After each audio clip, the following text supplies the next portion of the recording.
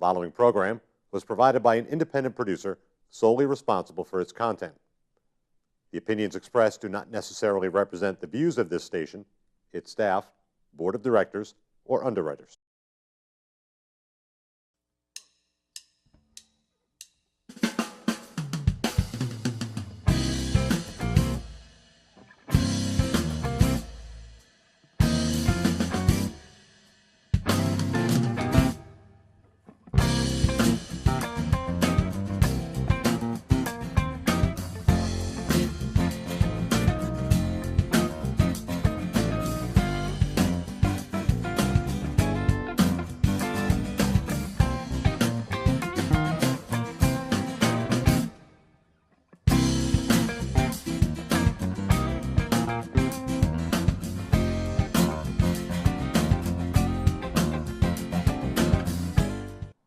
Welcome to Gate City Chronicles. I'm Kevin Avard, your host, and today I am joined with Carl Hindy, the father of Greg Hindy, who was recently on the show. I guess we can call it the Silent Walk Across America, or the American Walk in Silence. 1 year performance art project. Okay. Endurance art project, Walking Silent. Well, welcome to the show. Well, thank you. And I remember interviewing Greg and thinking, as the show ended, I felt this paternal, oh my gosh, good luck to you, man. Yeah. You're walking across America. It's no really a whole bunch of resources, just your camera, maybe your ATM card, maybe or whatever. A tent that folds into a small little package, and a cart that he pulls, and right. Hopefully enough water he takes on board for the stretches. In fact, that's one of the concerns as he heads out west, and there are longer stretches between services. Right. What if he gets to that road, next gas station in 200 miles, to be prepared for that, whatever he might face. As a parent, I have a son who likes to climb mountains, mm-hmm. and every time I look at a mountain, I see like a cliff, I think, oh, yeah. It's just one of those moments where, he's probably doing something in the dark, but I can relate, even though he's not doing mm-hmm. mountain climbing, he's still walking across. He's pretty much exposed. And that's what I took away from that, the last part of our conversation. I think what gets missed is a little bit about the art form. And I forgot even the name of the art person that he was kind of following in his pattern. But talk a little bit about that as a parent, and how's he doing? Well, he departed on his birthday, July 9th, from Nashua, and the plan is that he'll take a long route to be sure that he fills a whole year before arriving in Los Angeles, July 9th, adjusted for 3 hours due to time zone. And he'll complete a video that he started on his departure. He'll complete it a year later on his next birthday in 2014 when he arrives. In the meantime, he's largely out of communication with us, and you can imagine it's anxiety-provoking as parents, and so the little bits of data become more important. For me, a primary way of my knowing where he's been is that I'm on his bank account, so I can log on and I can see where he's used his debit card. Right. It may be somewhat delayed, but I can see that he was at a grocery store in Virginia the other day, and I can put it on Google Earth and get a sense of where it's at. Is he going through the metropolises or the back roads? It's more the back, it's kind of the Blue Highway route, yeah. And as I say, a long route. He departed New Hampshire and went down through Connecticut, stopped in New Haven, where of course he has friends, continued then all the way across northern Pennsylvania to Youngstown, Ohio, where he has a cousin, and he stayed at that point and exchanged film. I knew he'd arrive there eventually, so I drop-shipped the next load of film, and nice. He returned film back. Are you developing it for him, or? Oh no, it's mostly black and white. It's maybe 5-to-1 black and white to color, right. And he wants it all saved for when he arrives. Now, of course, nervous parent, I think, well, we're going through all this grief and fear. Yeah. I mean, you don't want to get to California and find out that it didn't work, and I've got to say, well, Greg, sorry, you don't mind walking back, do you? Exactly.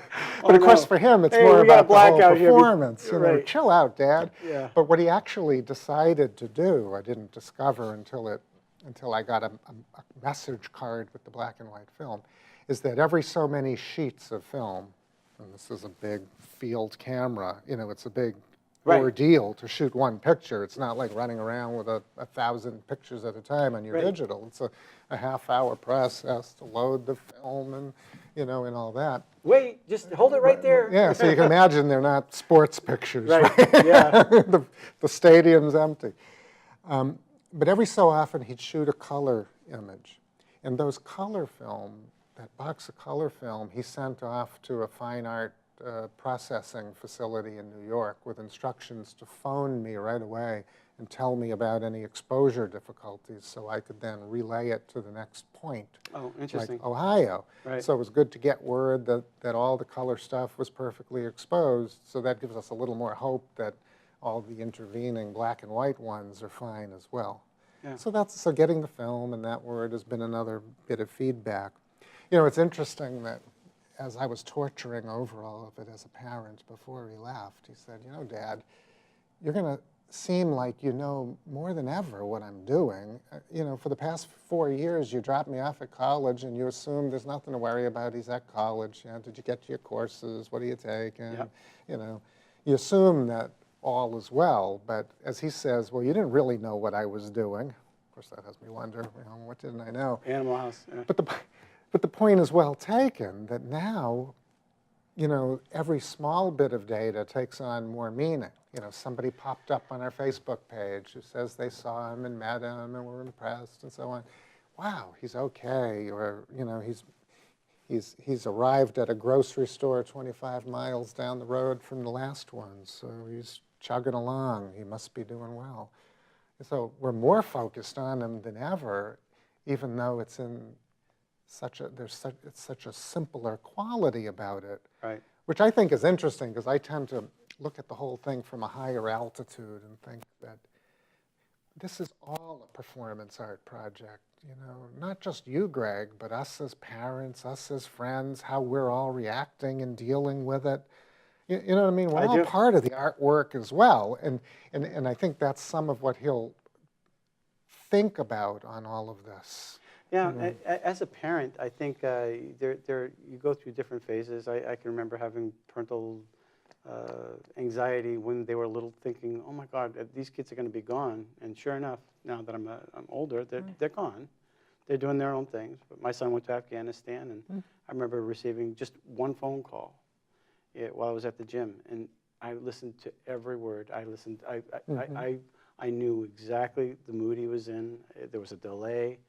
I was focused, and so you tend to cherish that very brief moment. And I think some of what you're trying to get across is the people, when they're communicating with them, they're really communicating almost I guess you want to call it art, spiritual or something. It's taking on a different meaning. You're not texting. Right. There's a lot more color because you're looking in his eyes. You're looking at the card. I'm fine. That's one of the most fascinating things, in my view, is the way people are moved by him. He'll meet someone. He's walking along and he passes somebody who's working on their stone wall, and he walks by, and this guy runs into the house and says to his wife, "Somebody who just walked by, who I think is on a long-distance trip." And they go out and talk to him, and they have him over for dinner, and they have him camp in the backyard and let him use the shower. And they say, "We had such a great conversation," meaning Greg wrote on little index cards. And here are all the cards, and there's a handful of cards.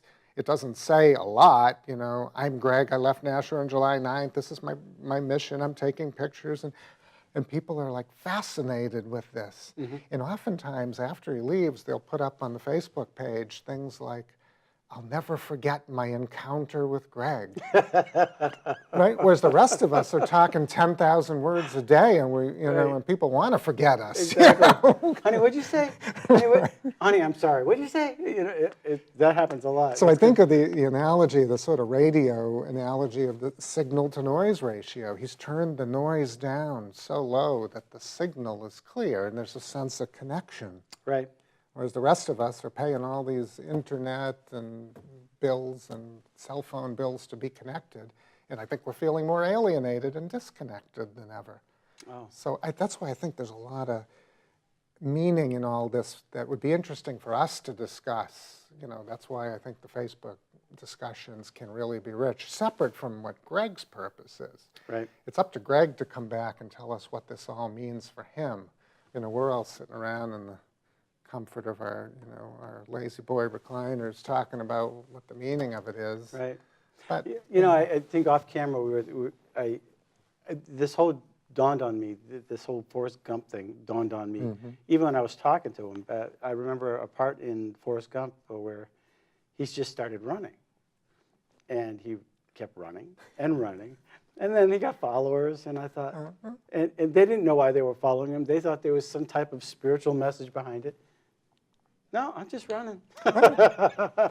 But they want it to be connected. People are longing for something. There's something missing. And like you said, there's a lot of white noise out there. There's a lot of texting. A lot of, I played in a band for a long time. And I can remember towards the end where we would be playing our heart out. And we would be watching people sitting at the table, 6 or 8 of them. They're all on their cell phones. Totally just not paying attention, and it just kind of took me back. Hey, I'm singing. Hey, come here. Look up here. Or when you're talking to somebody, they all of a sudden look at their cell phone, and I found myself doing that periodically too. I really wasn't paying attention, and so it's interesting that he throws up a flashcard, and that one word or that one little phrase takes on. Every word now has meaning. Right. And to the Forrest Gump analogy, I like that because, and I know Greg wants people to find their own meaning in it. Like any artwork, you stand in the museum and look at the painting and you imagine what it means for you. Right. Separate from what it means for Greg. And that's why it's important to him. His mission is that this is a simple, ascetic, humble task. You mentioned Forrest Gump. I mean, Greg says, I'm just walking and taking pictures. That's it. That's it. But he's not expressing verbally, right. And I think that takes on a certain discipline that you've got to be focused. One blurt and oh crap, or you stub your toe, ouch, that's got to take a huge amount of discipline, a lot of thought. But he said he was up for the task. And so how's the weather treating him, by the way? I don't know. I mean, there was occasional feedback from people he met that there was a drenching rainstorm or this or that, but I don't know. So much awaits his return to tell us. These little artifacts that we get and put up on Facebook, all are big stories for him to tell. What is his Facebook page anyway? Is it just Greg Hindy? It's called, well, it's a group page. It's called Greg Hindy 1 Year Performance Walking Silent. And they can look that up on Facebook and find it. It's an open group. Anybody is welcome to join in. Yeah.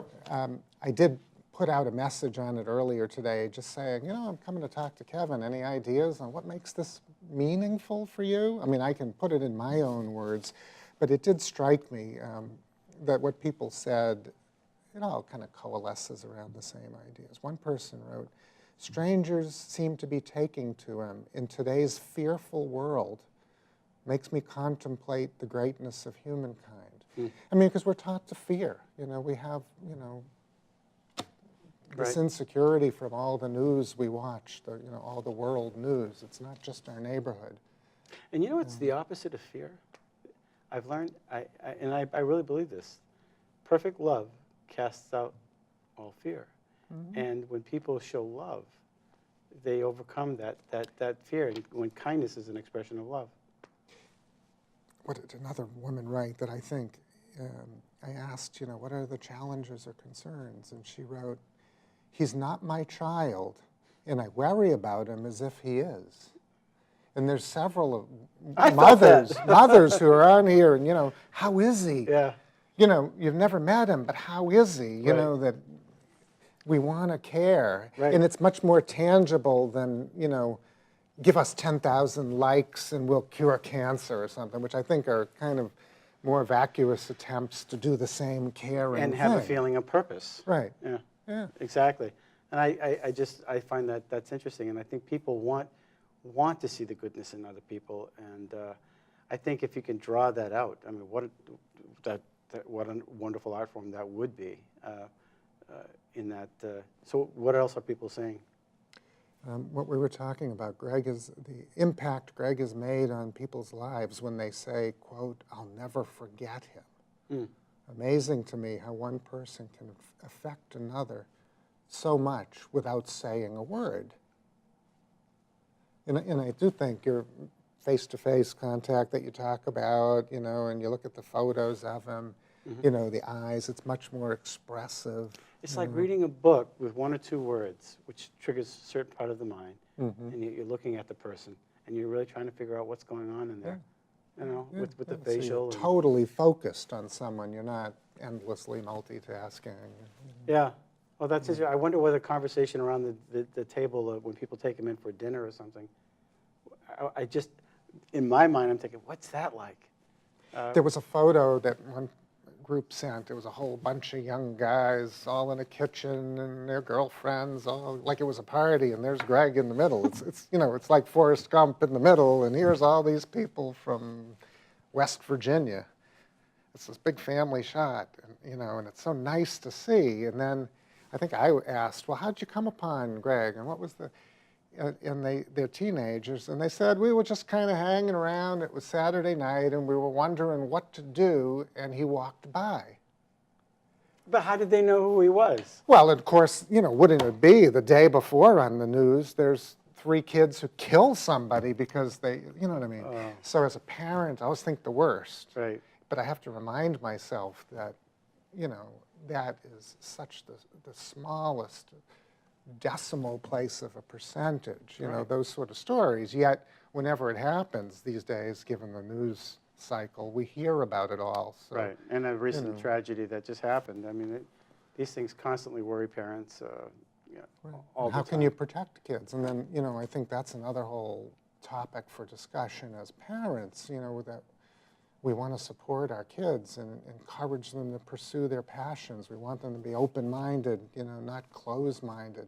We want them to find their passions now in life, not set themselves up for the midlife crisis later just because they did everything their parents expected. And then after they lose their parents, they're age 50, and they start to think, now why was I doing all that stuff?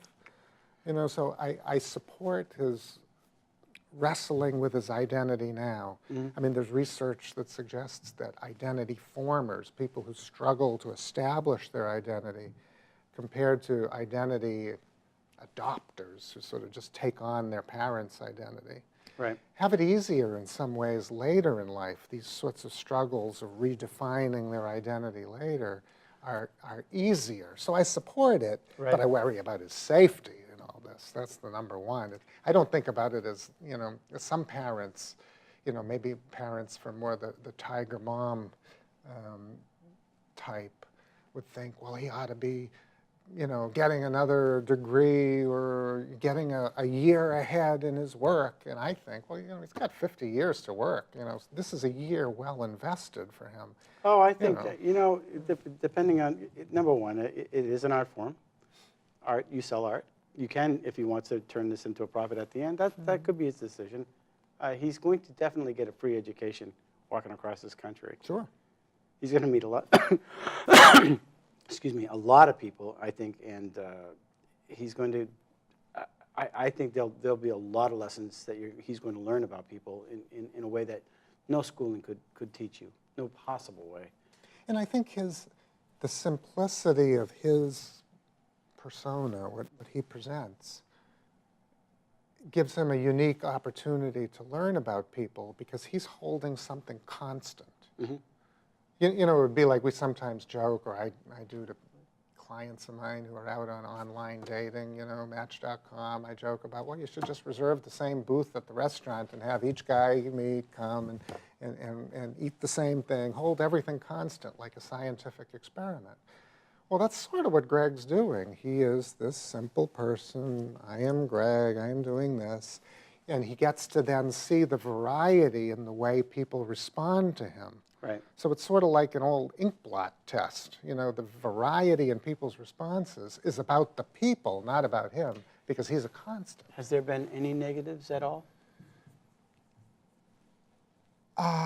You know, I don't know, because, you know, the negatives aren't going to call me on the phone. You know, I have nice elderly people call me on the phone, you know, and it rings. I go, Pennsylvania. My first thought is, as perhaps when you get a call from Afghanistan, the very first thought is, oh my God, I hope it's not some bad. Right. But then you get a friendly voice, and, you know, oh, me and my husband are feeding him potatoes and whatever, and oh, good, you know. So we hear the good things.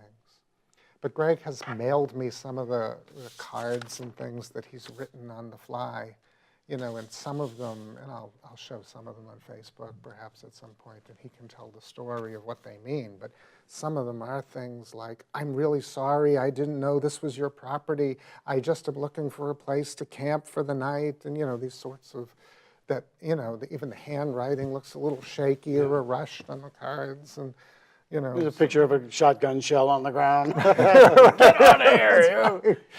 I'm unarmed. Yankee. And At I least do his worry. accent won't give him away, right? As his hair gets longer, a la Forrest Gump, will he lose some of that sort of boyish, preppy look? I mean, he sets out as sort of a preppy college student look with his pristine backpack, and he pulls a cart that's a bicycle-type cart, a bicycle trailer that you post, you know, attached to the bike post, but he has it adapted so he can pull it or push it, and it has a big waterproof Does he have a change of clothes? Oh, yeah, and he'll stop and wash clothes and reload.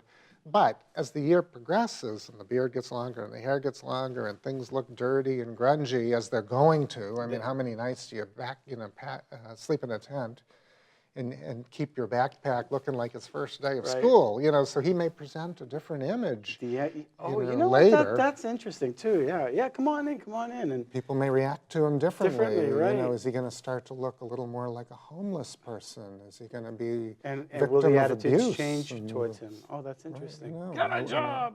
I kind of worry about that. Yeah. You know, will he? You know. So he's not shaving. I didn't know that part. That's Will interesting. people be a little less welcoming? You know, it's interesting.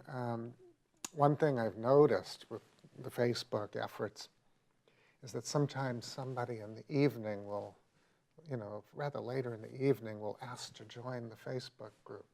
And we'll see, oh, they're in West Virginia. And then the next day, we'll get some feedback. You know, Greg spent the night in the driveway and he left, he's doing well, and, you know, and just an amazing kid, and, you know, and so what that tells me is that they're getting online to sort of vet him before they, you know, make him his potato dinner. They're Googling and finding him, you know, before, so they're somewhat checking. And that's a good idea. And they find the video he did with you and the thing with the Telegraph and NPR did a piece. They find all that. National Patch did something The here too. Patch. So it gives them a sense of legitimacy. And they, oh, okay, this isn't some scam, someone who's going to, you know, rob me or something. So there's fear. But I'm pleased to see how quickly people will let go of the fear and welcome someone in and want to be helpful and maternal or paternal toward him. That's interesting. We're running out of time, so you had one final quote here? Well, there were a few that people put up. In fact, it was my daughter, my 26-year-old daughter responded, and I thought she put it very well, that she's thought this through. She says, as a whole, I find it incredibly inspiring that Greg, her little brother Greg, has been able to follow his intuition and dedicate himself entirely to this single idea. He's dismissed all societal expectations and the opinions and feedback from others, and he's held faith in his idea. As he's dropped everything we consider essential to everyday life, now he doesn't even wear a watch, And yet he's still smiling more genuinely than ever before in every picture posted, that we can conclude that faith leads to happiness. Interesting. Very So interesting. he's pursuing his passion, and I know in his mind that happiness is pursuing your passion, and if it's not a passion that other people think is important, so be it. Sure, yeah. We're all individuals. Right. Yeah, just And like our it's your fingerprint. dedication to something that matters, not the value that other people ascribe to it. That's a very good lesson for a lot of us, a very good lesson. And, you know, it's funny, every time I see a Tommy Hilfiger or a Aeropostale or a Nike, after a while I'm thinking, why are you wearing their advertising? I mean, okay, it's you're trying to identify with something. but You're being more like, rather than unique, you're being more. You're just, just trying to blend. And good for you. That's your choice. But you know, I think the essential contradiction that we all struggled with as he headed out on this was his intense dedication to something that we didn't understand as valuable. Or maybe as But that's the very message. maybe as it progresses, we'll see more of the value. One more time on the website or the Facebook page. The Facebook page, especially, it's Greg Hindy, 1 year performance, walking silence. Great. And Carl, Thank Dad, you very much, Kevin. welcome. Appreciate it. And thank you for watching Gate City Chronicles. Check out the Facebook page, like it, and follow. And check out the video. We actually have our first interview on, I believe it's on the National Patch, also on YouTube. So you can get a little flavor for the conversation that we had. So until next week, thanks for watching Gate City Chronicles. Thank you for watching Gate City Chronicles. And we want to thank our sponsor, Aardvark Dean of Clean, the carpet cleaner in Nashua. You can reach him at 603-630-1743. And if you would like some more information about Gate City Chronicles or want to be a guest, contact me at gatecitychronicles@gmail.com. Until next week, thanks for watching.